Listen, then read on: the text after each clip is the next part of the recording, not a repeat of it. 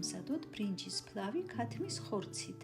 მე გამოვიყენე დუშეთის ქათმის პროდუქცია, რომელიც არის როგორც გემრიელი, ასევე ეკოლოგიურად სუფთა პროდუქტი. კარგად გარეცხილი ქათმის ფილე დავჭრათ პატარა კუბებად. ფილე მოვთუშოთ კარაქში ძალიან დაბალ ცეცხლზე. დავუმატოთ გრძლად დაჭერილი ხახვი და სტაფილო და კარგად მოთუშულ მასას დავუმატოთ გარეცხილი ბრინჯი.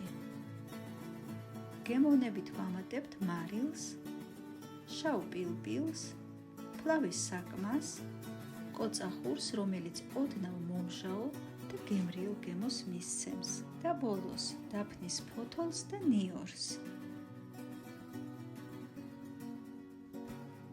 დავასხათ წყალი და მოვხარშოთ საუბამდე ძალიან დაბალ ცეცხლზე. ჩვენი უგემრიელესი ფლავი მზადაა. მოამზადეთ და გემრიელად მიირთვით. მე დაგემშვიდობებით შემდეგ გემრიელობამდე.